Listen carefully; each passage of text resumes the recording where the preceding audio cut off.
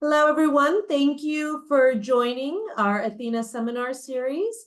I am Rajeshi Runton, the program coordinator for Athena, and today we will be hearing from David Hunt. He is a third-year ECE PhD student at Duke University in Dr. Miroslav Pejic's Cyber Physical Systems Laboratory.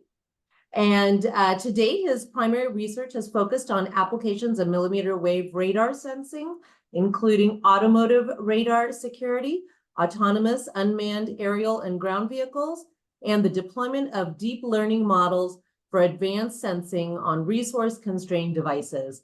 He has many accomplishments under his belt already. I won't go into all the details. I'll just let David take it from here. Sure.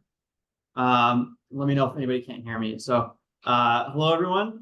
Thank you all for all of those that are attending in person, and then all of those that are on the Zoom. As Rajesh was saying, my name is David. I'm in Duke's Cyber Physical Systems Lab, advised by Dr. Miroslav Pejic. And today I'm really excited to showcase some of my current research on what will ultimately be radar-based sensing, localization, and navigation for... Can you hit OK on your... Oh. Yeah, I'll just... Gotta get the banner doesn't block your slide. Oh, is it blocking? Yeah. Yeah, there you go. Perfect. Okay, on radar-based sensing, localization, and navigation for autonomous systems. Let's see if this, oh. Okay, cool. So right, when we look at autonomous systems, they're becoming increasingly popular across a variety of applications, whether it be manned systems where we're having self-driving cars coming about, or unmanned systems like in consumer electronics, where some of us have Roombas that are vacuuming our houses, or in even defense applications where we're seeing the use of UAVs or just unmanned vehicles change the way in which warfare is conducted. Regardless of the platform, though, all of them require accurate and secure sensing for being able to perform key tasks like object avoidance, or localizing the agent within an environment, or navigating to a desired destination. And when we look at existing sensors that are typically used, we currently have two of the two most popular are LiDARs and cameras. And here, when we look at LiDAR sensors, right, they produce very rich 3D point clouds. However, in some cases, they can be quite expensive or a bit heavy, which can become a problem when you try to mount them on, say, a smaller drone. For cameras, they are quite affordable, and they provide highly accurate angular resolution. But right, cameras can struggle in darker environments, and then even depth cameras, their range is a bit limited to shorter range applications. Additionally, regardless of whether you're using a LiDAR or a camera, they also don't perform well in visually occluded environments. On the other hand, recently introduced millimeter wave, and I guess am I blocking your all's view, or okay? Hey, stand over there. Let me stand over here for you. Okay, so on the other hand, recently introduced millimeter wave radars promise to provide a bit of a compromise. So they're quite affordable, especially compared to LiDAR sensors right now. They provide accurate ranging, and that's accurate regardless of weather or lighting or visibility conditions. And because it's radar, we have this unique ability to detect an object's relative velocity relative to the radar. Now, for those on the call that are radar folks, compared to previous radars, these operate at 76 to 81 gigahertz. And by utilizing the full 4 gigahertz of bandwidth, we actually get fairly good resolution down to about 4 centimeters, which is better than some of the existing radar to date. With that said, radar has its own challenges, which has limited its integration to date. And I'll highlight 3 of them very quickly. The first is these radars, particularly the ones that we're using, have a particularly low angular resolution. In our case, we're at about 15 degrees. That's compared to a LiDAR sensor, which gets up to like 0.1 or 0.2 degrees. And you can kind of see it on this chart here. The black and white is actually radar data. The salmon points are the actual scene that it should be sensing. Because of these poor angular resolution, we actually get fairly sparse point clouds, as you can see in the red dots in the middle here. And then finally, the other tricky part is because we're using radar, which is using radio waves, these radio waves can bounce off of multiple surfaces in the environment before then being received by the radar. And so we get a lot of these multipath detections or false detections. And so these three factors have to date limited the use of millimeter wave radar in a variety of applications. Yet, given the promise that I introduced, and in light of these challenges, my research here at Duke is focused on using radar to enable accurate sensing, localization, and navigation in autonomous platforms. And here, I don't know why that, oh, okay, sorry. Here I'm going to focus on two key questions that I see. The first is, how can radar, these millimeter wave radars, be deployed on small, resource-constrained, and low-cost platforms? The type of platforms that would benefit the most from this particular sensor. And then the second is, what are the vulnerabilities of these systems? And so I'll actually start out, so to kind of answer those two questions, I'm going to focus on two key aims here that are the center of my research here at Duke. The first, and this is kind of going chronologically in the order in which I pursued them, is on radar attacks. So we looked at introducing different kinds of attacks against millimeter wave radars. And then the second was, how do we deploy these on, small, resource-constrained, and low-cost platforms, like our unmanned ground vehicle that I have pictured here, to perform that sensing, localization, and navigation. And so I'm going to start out here with that second one, trying to answer this first question of how can radar be used on these small, resource-constrained, and low-cost platforms?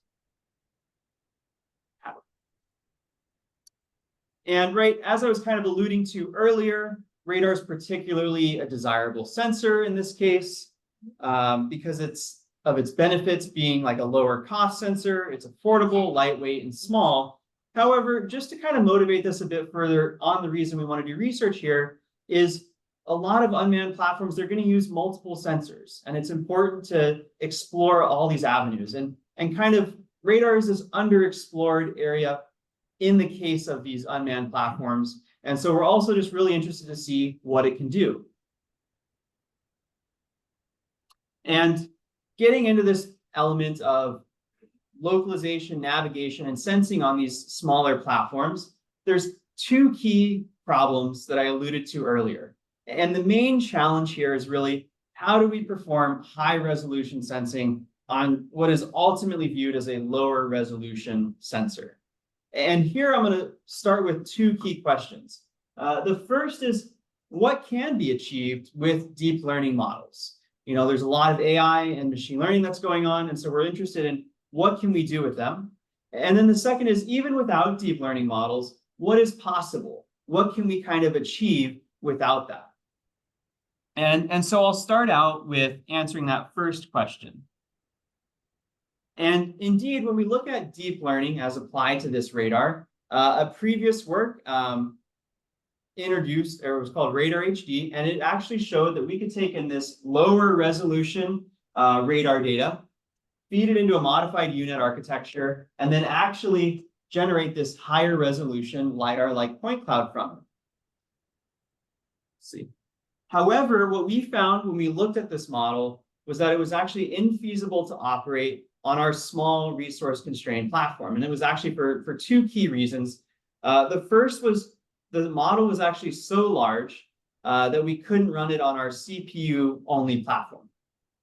So it was, even at like a Hertz, we just couldn't even run it. And then the second key issue that we ran into was actually the radar data throughput. So on our small platforms, or I guess our resource-constrained platforms, it was requiring the radar to operate at a kind of a higher end profile or configuration, and the processor just couldn't even keep up with the raw data.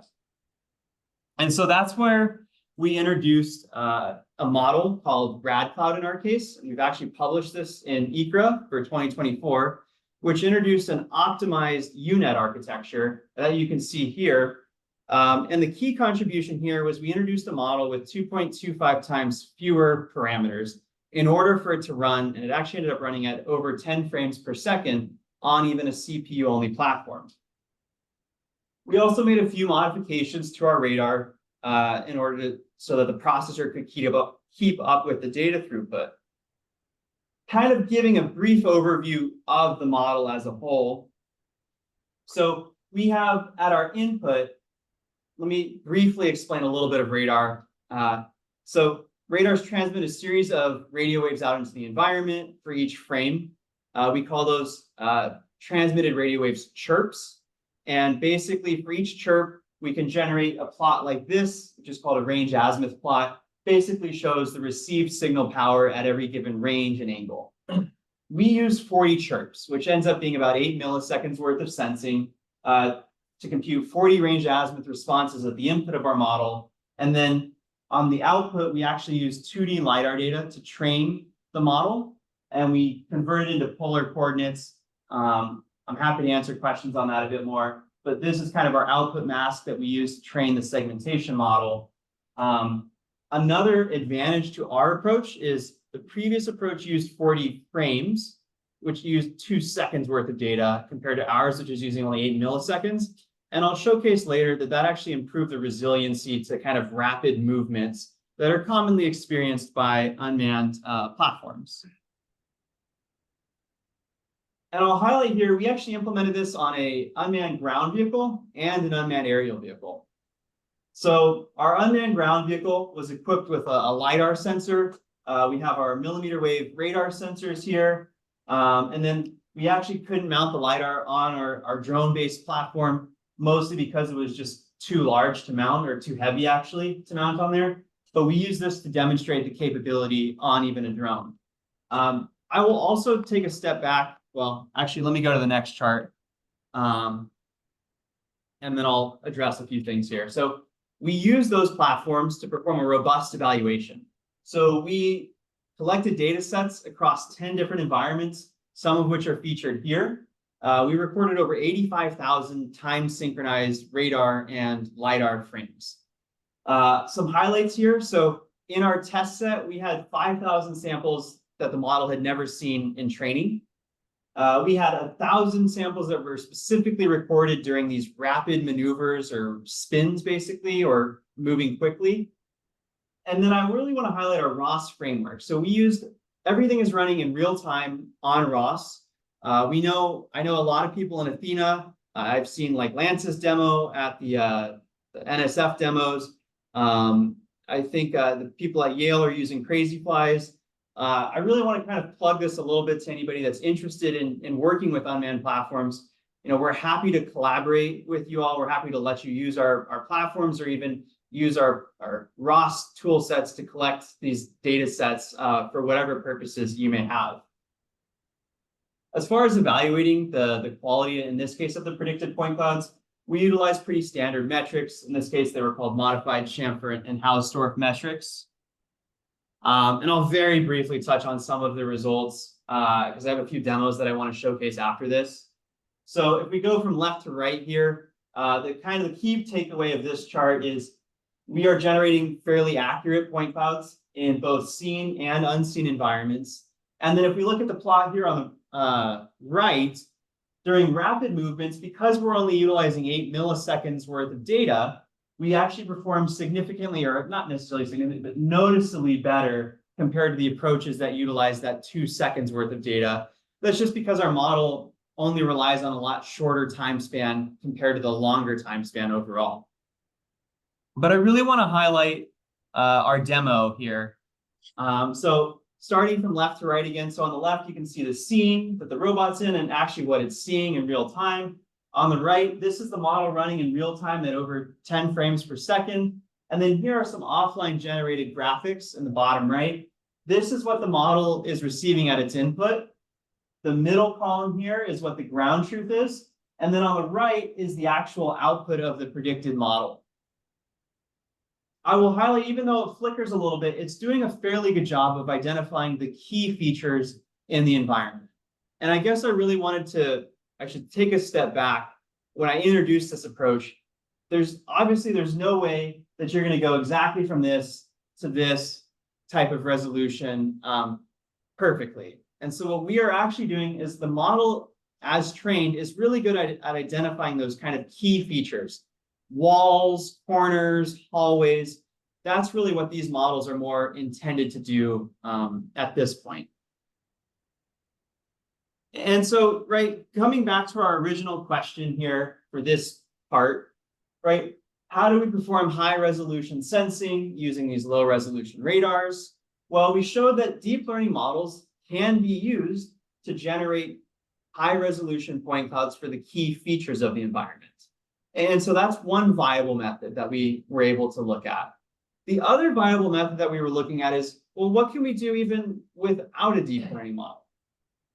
And so here I'll introduce our next work, which is called RadNav, which is for unmanned ground vehicle for sensing, localization, and navigation. And when we start out here, basically, in addition to our radars, what we're looking at here is adding a gyroscope and then wheel encoder information, basically allowing us to sense the rotation rate and the velocity of our vehicle. And we're feeding all of that data into our point cloud processor that I'll introduce in a moment. What we showed is that even without deep learning here, our point cloud processor actually generated high quality enough point clouds to then use a fairly standard LiDAR point cloud processing method. In this case, it's called ICP. Basically, we can use our point clouds to determine our location in an environment. We can use a standard Kalman filtering approach then to estimate the location of the vehicle over time. And how does this work? So what we start out with is we actually, instead of just the front radar here, we used a front and a rear radar. But as opposed to having to use that like raw radar data, we actually just implemented a standard radar signal processing pipeline on the ground vehicle itself. And in this figure 1 right here, what you're seeing is the point cloud combined between the front and the rear radar. You'll notice that's very sparse. It would be very difficult to estimate the location of a vehicle just using that. And so what we did next is we utilized that gyroscope and wheel encoder information to obtain a relative trajectory of the vehicle over time. And what that allowed us to do was kind of stack multiple radar frames together. And you see here in figure 2, this is like a very rich point cloud, but it has a lot of these extra multipath points. And then even right here, there's a lot of false detections in the environment. And so while richer wouldn't be good enough to localize the vehicle yet. And so we took a two-pronged approach here. The first is, as I hinted at earlier, radar can actually detect the velocity of objects in the environment. And if we know our velocity from the wheel encoder information, and we know the velocity of all the objects in the environment, it's very easy for radar to filter out non-static environments. And so we identify, in this case, there was a person moving in the scene. We've highlighted them green, and we can filter those out for the purpose of localization. And then finally, I implemented a simple ray tracing algorithm to remove these kind of multipath points here. And as you'll see now, our end result point cloud is actually fairly rich and quite accurate. And this is what we're then able to feed into the localization and navigation algorithms. And I'll just very quickly kind of demo this. So in the top right corner, you can see the camera view. It's actually this building that we're in right now. I'll highlight right there's people walking around it. There's people walking in front of it. And it's a fairly complex environment. In the bottom right corner, what you can see is the point clouds as they're being stacked in real time. I'll highlight in green here, right? We're identifying moving objects as well. And then at the bottom left, you're actually seeing the post-process point clouds as they're generated and then used for localization. The thing I'll highlight is this top left corner is the end result trajectory that we estimated. Red here is the estimated trajectory from our algorithm, and then green is the localization using a LiDAR sensor. You'll notice it's very close. We actually, as a fun tidbit, it wasn't just me that was recording these data sets. We gave it to high school students that we had over the summer, and they would drive it between chairs and through chairs and walk around it and everything. And we were still able to maintain accurate localization. Logically, the next step that we then took was we took our localization framework and we used a standard ROS-based navigation framework with a global planner, local planner, and then robot control to perform fully real-time autonomous localization and navigation in the environment. And here, this is our platform, our demo platform for the ground vehicle as it stands today, right? So we have an Intel NUC CPU-only platform. I'll highlight a fun fact about this that I like to highlight at our Athena demos. This is a 2017 Intel NUC. It is a 7-year-old computer, so quite resource constrained. A fun thing about that CPU is it's 2.2 gigahertz CPU. Why does that matter? Well, the $80 Raspberry Pi you can buy today is a 2.4 gigahertz quad core, whereas this is actually a dual core. And so these are very resource constrained platforms. We have a Velodyne LiDAR on it. We've got our IMUs and our 2 radar sensors now. And then again, this is a real-time ROS framework. The navigation framework is running in real time. The localization framework is running in real time. And again, anybody who wants to kind of collaborate here, this is what we're using in our NSF demos. We have a UAV platform as well, but we can generate data sets with all of this data that you can then use to do any number of experiments, building off of the experiments that we've conducted as well. So, and we're continuing to improve it. As far as the localization and navigation, again, we did a very robust set of trials on there. So we compared it to existing inertial methods than just using the IMU and wheel encoder, to just plugging the point cloud in on its own, and also to several learning-based methods that we talked about last time. We conducted lots of localization and navigation trials, and we used fairly standard metrics like absolute trajectory error and relative trajectory error to assess the quality. The end result that I want to highlight here is 90% of our localization estimates had an absolute trajectory error within 32 centimeters, which means on average, across all of our experiments, 90% of the time, the vehicle's estimated location was within 32 centimeters of the actual ground truth location as measured by LiDAR. I know there's a lot of plots here, so I just wanted to showcase here, right? We compared it to a few different techniques and methods where we're doing a lot better overall, and we're providing very accurate trajectory estimates. And then here, these are actually our navigation trials that you're seeing on the right. So, right, we did longer trajectories throughout environments. We have obstacles that were placed in there, and we looked at the consistency. And as you'll notice across these trials, right, the vehicle is taking fairly consistent trajectories each time, which means our localization is accurate. We're providing good sensing consistently, and thus we're achieving good results, consistent navigation performance. Again, another demo. So, right, you can see here the camera view. I'll highlight, right, we to make a turn. We see our chair that we placed in its place. It's picked up right here. And right here is actually the navigation stack running. And this is all in real time, by the way. It's planning a path. We marked a waypoint, and then we've now added a point up there, and it's continuing to plan a path along through the environment. Okay. So just to kind of summarize this as well, right? This is a radar-based framework for sensing, localization, and navigation. It's generating high-resolution point clouds using what is ultimately a lower resolution sensor, all on even a CPU-only platform. It's running in real time. Here, we've published this in ICRA under RadCloud, and then our RadNav paper is actually submitted to ICRA for 2025. If anybody's interested in learning more, these QR codes will take you to the websites for our projects. And I showcased another one of our demos that we did in our lab environment.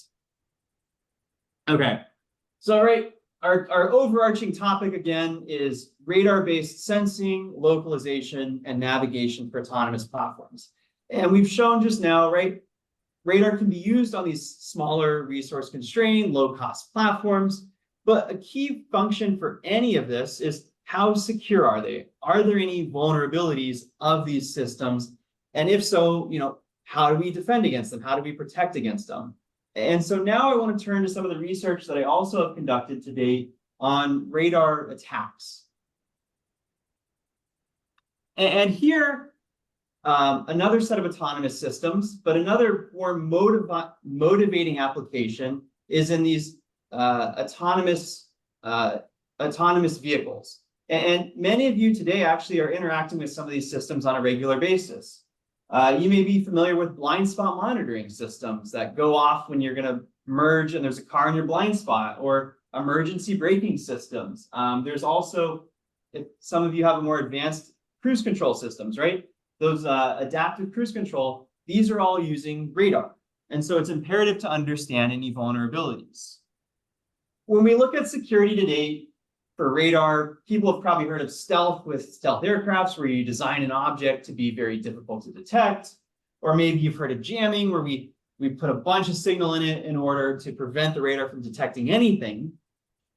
By contrast, our work, which we've published in NDSS 24, called MAD Radar, what we are doing is we're taking a more intelligent and targeted set of approach, where we basically want to add, remove, or move objects from a radar's point of view.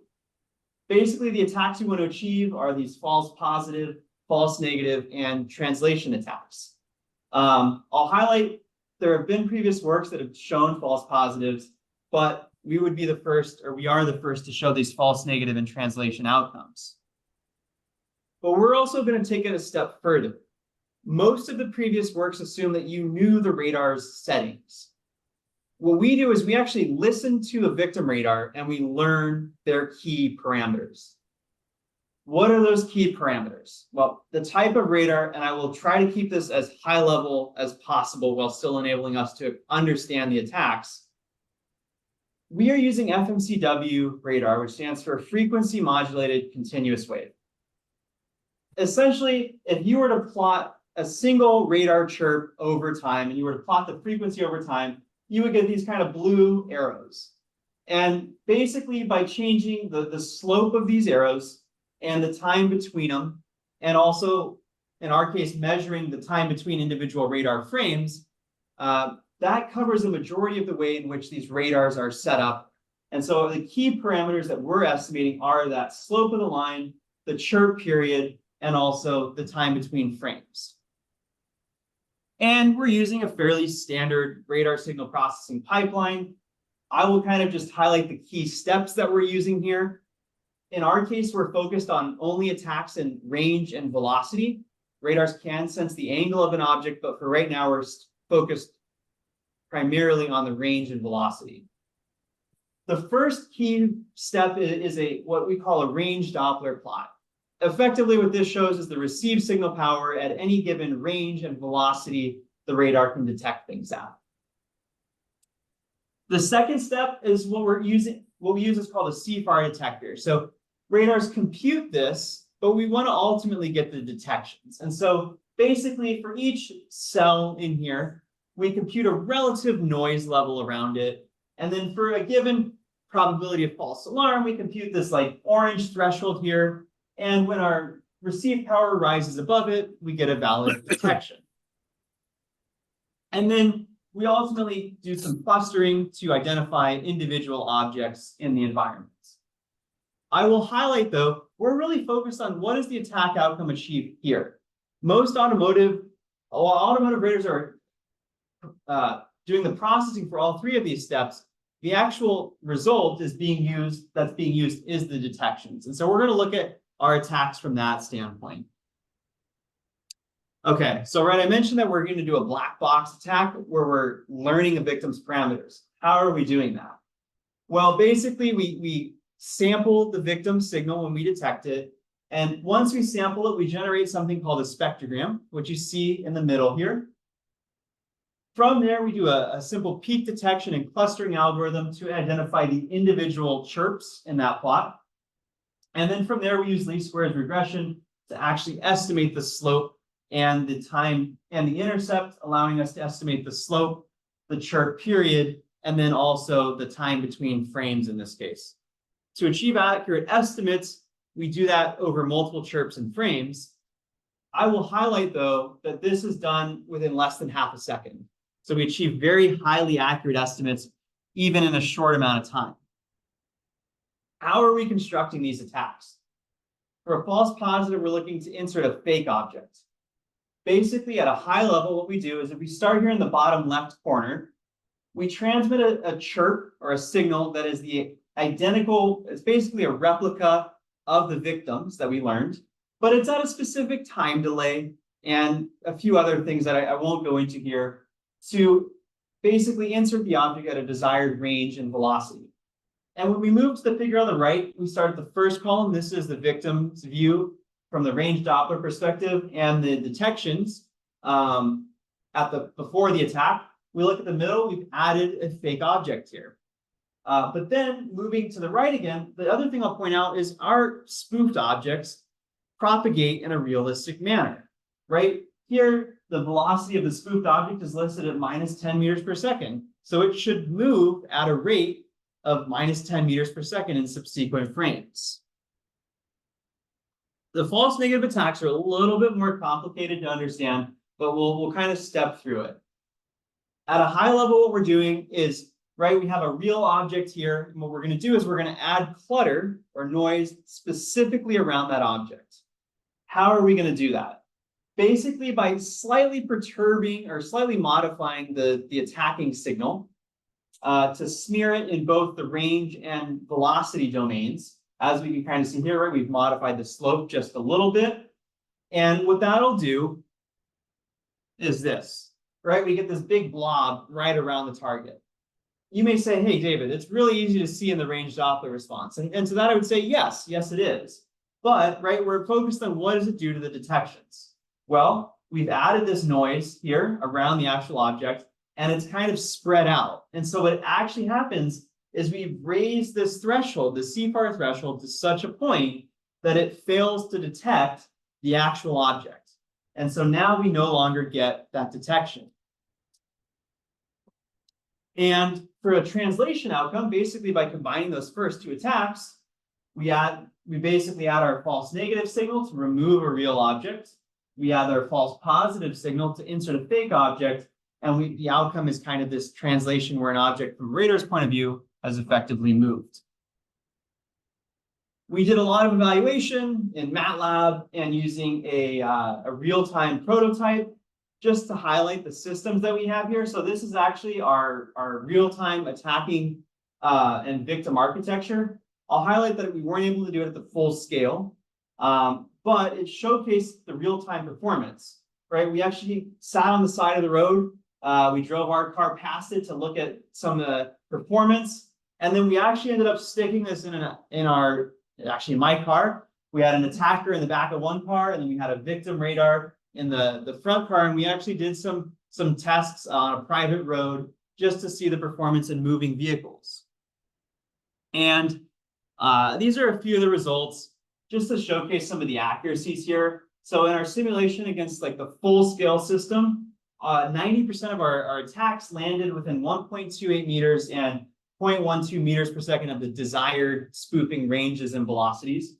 And 95% of our actual real world attacks, even with a simplified prototype, were within 9.6 meters and 1.9 meters per second. So very accurate attacks all told.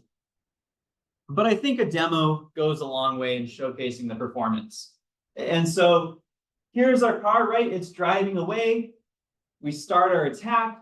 And now, even though the car is still in the scene, it's still driving away. You can see we are now still failing to detect the actual car. That's a very powerful outcome. I think the more powerful outcome, though, is this, a translation attack. Same exact setup, car is driving away, radar is detecting it flying, we start our attack, and as you'll notice, now the car is driving away, we're detecting something moving forward, and if we plot the detections over time, the victim radar, instead of now thinking that the car was driving away, thinks it's coming towards it. A very powerful outcome indeed there. And so kind of in wrapping up this talk a little bit, because I want to allow time for questions if people are interested, right? We showcased how we're looking at radar-based sensing, localization, and navigation for autonomous platforms.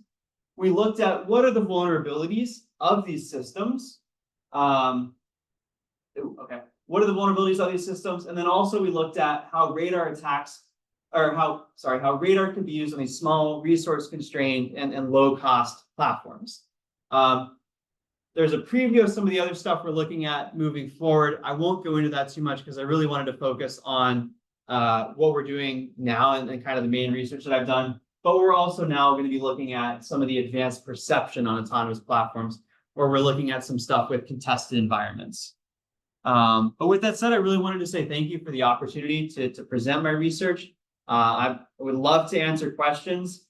And then I also just wanted to say again, I know there's a lot of good research being done at Athena.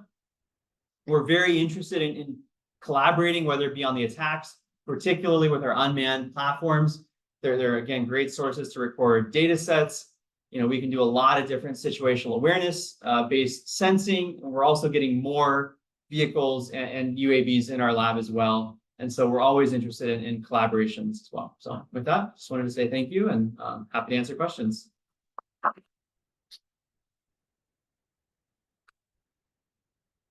Questions in the room? Yeah.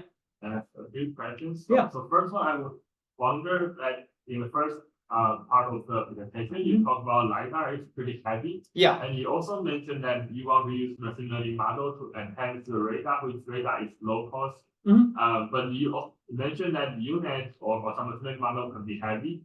I'm wondering if you have any metrics to compare the let's say the cost of LiDAR or radar with machine learning, like Yeah. maybe the power or the processing time or computational complexity. Do you have any metrics for this? Yeah, certainly. So let's do a quick comparison with LiDAR versus radar. LiDAR by far is the more accurate sensor. The LiDAR that we had on our ground vehicle, that's a $4,500 sensor. The radar that we're using is $250. The actual chip on there, if you want to make your own custom PCB and you want to buy like the radar chip, is less than 30. Radar is a much more affordable compared to LiDAR overall. But that, as you pointed out, that's only half the picture, right? So now we're looking at, well, what about like, how do you do a machine learning model? And the thing I'll highlight overall is, right, if you're doing a machine learning, and we can make the argument of GPU versus CPU, most machine learning models, if you're just looking at like a business case, you would say, well, in order to run machine learning, you need a GPU or something like that. Also, in order to detect people or to do a lot of the LiDAR processing, you tend to need GPUs. GPUs are, say, $600. So it's expensive to deploy them. I understand that if you're going to do like deep learning, people can design chips that in mass production will be affordable. So there is that side of things as well. On the radar, because we're able to use these UNets, though, we can utilize just a very simple processor. And even if we looked outside the case of the deep learning, we could even do this on more resource constrained platforms. So you could take your existing Raspberry Pi architecture or something like that. So as far as that goes, it's you can deploy these models on fairly resource constrained platforms. Now, LiDAR data versus radar data, it's kind of tricky, right? Because LiDAR, even on a 2D scan, you're looking at about 5,000 points. And that's just 2D, right? LiDARs are generally 3D, so you're probably looking at upwards of 15 to 20,000 points that you have to process. And depending on how you do it, you could sample the points to reduce the number of them, but it can still be a large amount of data. So even on the radar side, it's a bit simpler. I can give you more metrics if you're interested. in like how many parameters that we were looking at for our specific model and kind of some of the techniques that we're looking at even moving forward to further increase the frame rate. I know like you're in Tingjun's lab, and so we're working with how do we deploy these on like even like a Raspberry Pi, basically, where we're looking at like further optimized platforms with like C++ implementations or whatnot, or quantizing the rate, the weights to get it even smaller. So does that help to explain things a little bit more, or was that something else? Yeah, that's all my question. Okay. Yeah. What kind of an antenna do you use? What kind of antennas? So we're up at the antennas on the TI radar, so they're kind of just like little patch antennas, basically. Little patch antennas? Yeah, it's I can let me You have an array of them? yeah, we have an array of them. I'm gonna pull up the radar because I want to show you a little bit more detail. So it's a 2D antenna. Oh.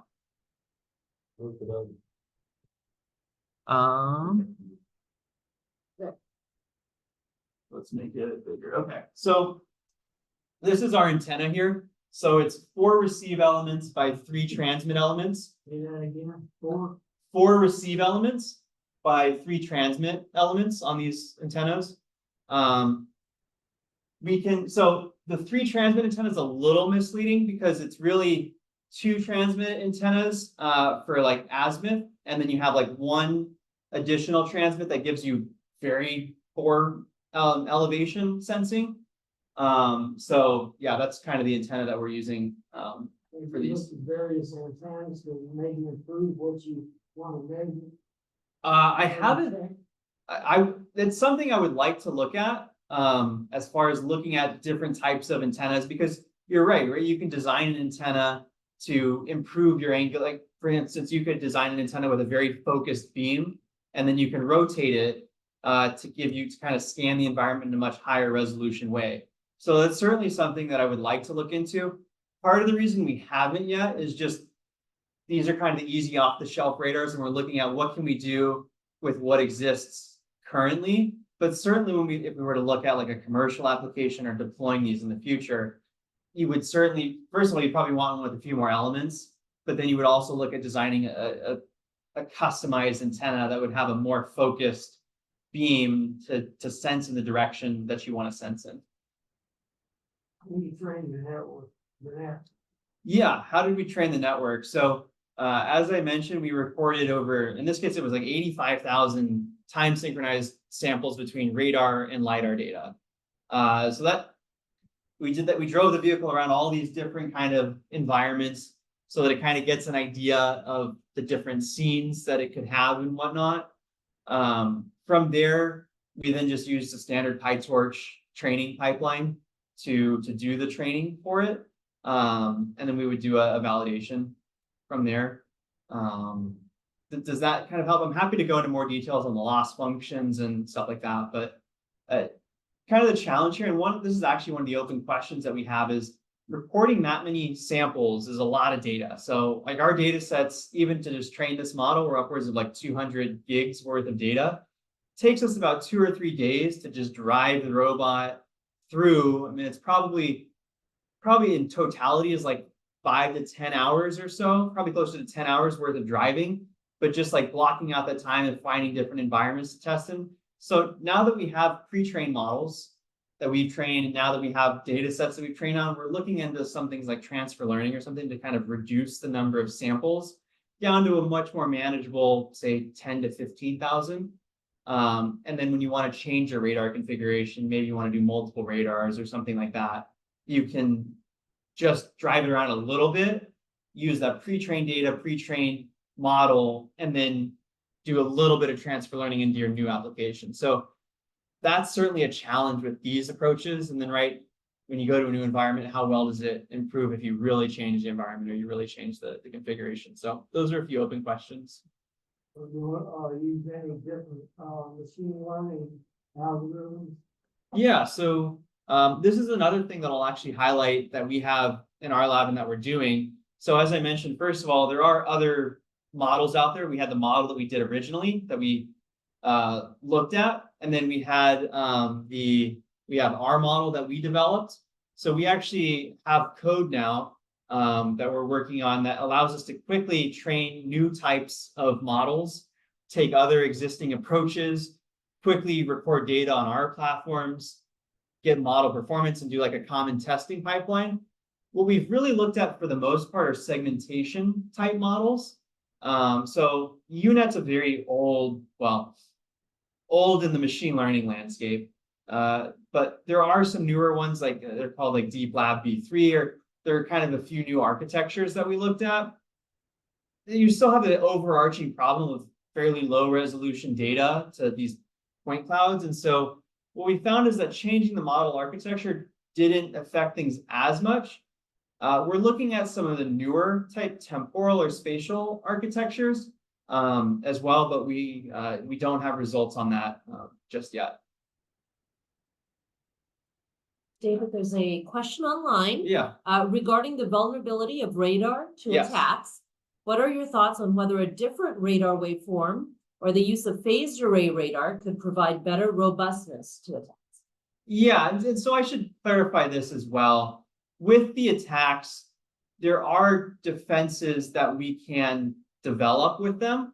One of the biggest advantages that we took advantage of here is that most radars, like these automotive ones, have pretty standard configurations. They're not built necessarily for security, because I will highlight here, right? If you are on the side of the road and you are sending spoofed signals, you know, that's illegal. You're gonna have problems there. And so a lot of these commercial radars aren't looking at that kind of, how do we defend against somebody doing an intelligent attack like this? So we're looking at randomization strategies or ways in which we could protect radars. So that's the first thing I'll say.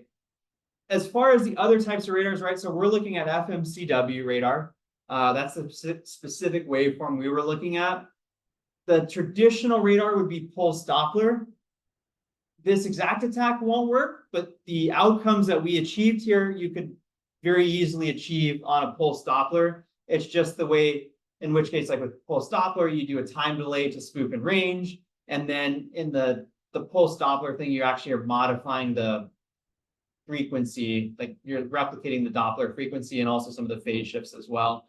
So you would construct the attack fairly similar. The question on phased arrays, though, is an interesting one, because what you use phased arrays, and I haven't seen as much phased array on the actual like automotive stuff, but I've done a brief stint at Raytheon where we looked at the phased arrays for like airborne radars. And those, it can be a little bit better to protect against an attack, because you can actually do more like advanced beam forming or scanning. And so, right, if our attack is coming, say, from the side of the road, you could orient your beam to lessen the, like, basically prevent that attack from coming in, kind of null out that. So there are certainly strategies you could deploy there. Hopefully that helps. Thank you. That was from Alberto Valdez. Next question is from Lance. Oh, Lance. Thanks for the great talk, David. I wonder if there are any additional challenges to deploying radar on drones, for example, weight, power, noise from the spinning blades. Yeah.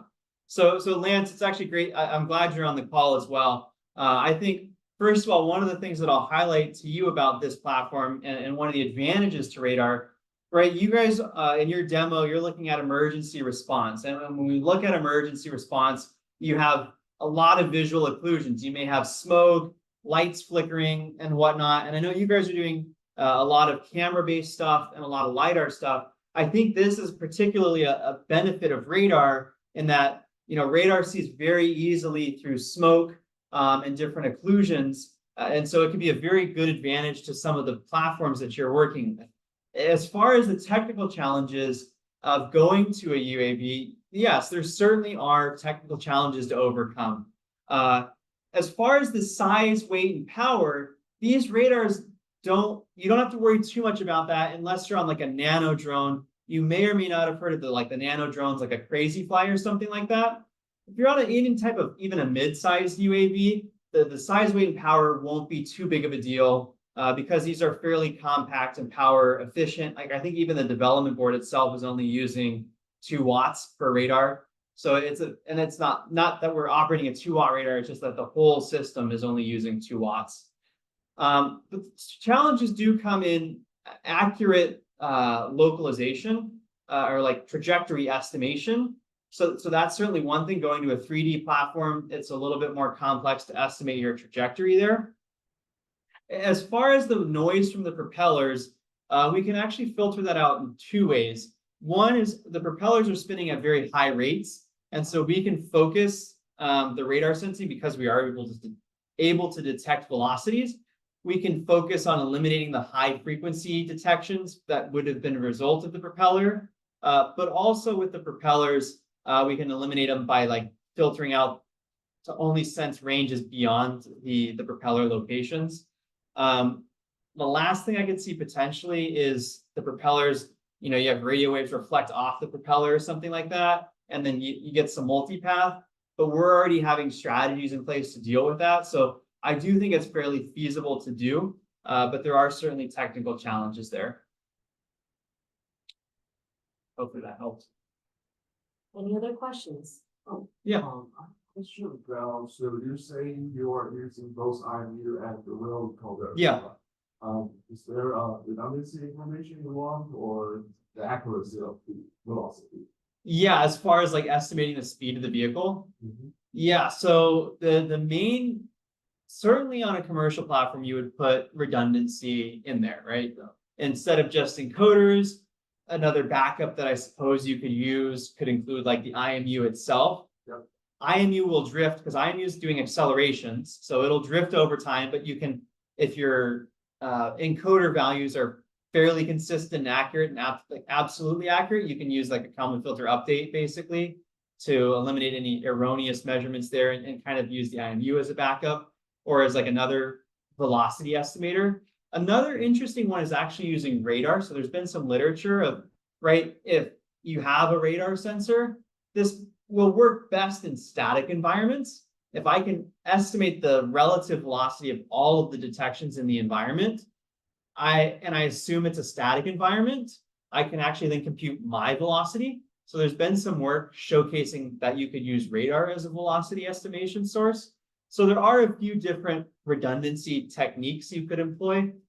In our case, we found that the IMU encoder strategy proved to be accurate enough. We did have to do a little bit of calibration on the IMU to account for biases and whatnot, but it's pretty easy to calibrate out. And so, yes, there are some redundancies that you have to deploy, but and there are options for that, but yeah, that's kind of where we're at. Yeah. I have a follow-up question. So in your non-machine learning environmental detection, you said you apply some of the algorithm to screen out the moving objects. Yes. So that you get a higher accuracy on the static object. Mhm. Is there any way we can, if you already screen out them, we can do some processing of the screen out stuff and then restore the moving object? Because it seems like your algorithm can get by the polystatic, polydynamic, and you do environment reconstruction with static dots, and for those screen out, can we leverage some of them? So we are actually able to leverage the dynamic. So when you're localizing, you don't want the dynamic detections because, right, you have a known map, and as much as possible, you only want to use the detections that will show up in the map to determine your location. From a robot's perspective, you really do want to know the dynamic objects, though, right? It's very important to avoid them, to move around them. So yeah, it's very easy for us now that we have those detections to throw them into a standard tracking and estimation framework to estimate their location over time. And that can help us, say, plan a better trajectory around moving objects and stuff like that. So we certainly are able to leverage those. And the answer is yes, we are using them in order to estimate the location in real time of people in the environment. And I'll just very quickly highlight, so this is a big advantage of radar. If you want to detect people in environment or like moving objects, that's a big robotic problem. And right now you have camera, but you're gonna have to run some type of computer vision ML model to do an actual detection. Even then, I know the camera depth is getting pretty good, but it's still not perfect yet. And LiDAR, you have to do another deep learning model, like a point pillars, basically, to actually identify people in the point cloud or you're doing some type of camera LiDAR inference. With radar, I can't tell if it's a cart that's being pushed, if it's a trash can being pushed, or if it's a person walking, but I can very easily tell that there is a moving object there. And so it's this kind of really unique feature specific to radar. Kind of going along with, I know some people in the audience are probably like, well, why radar? Why are we looking at that? And again, it's really, we want to provide another sensor, another option that's available. We're really interested in kind of moving that research forward because these systems can benefit from some of the features of radar. Of course, we're never going to compete. If you have apples to apples, we're never going to be able to replicate the exact functionality of a LiDAR. It's just not feasible on these platforms. But what we can do is we can provide either a good sensor for a given application, or we can aid LiDAR detection, or we can kind of aid some of these systems as well. So that's part of the reason why we're specifically looking at radar here. Thank you for that answer. Yeah, That was a good answer. Yeah, thank you. Thank you, David. Yeah, thank you.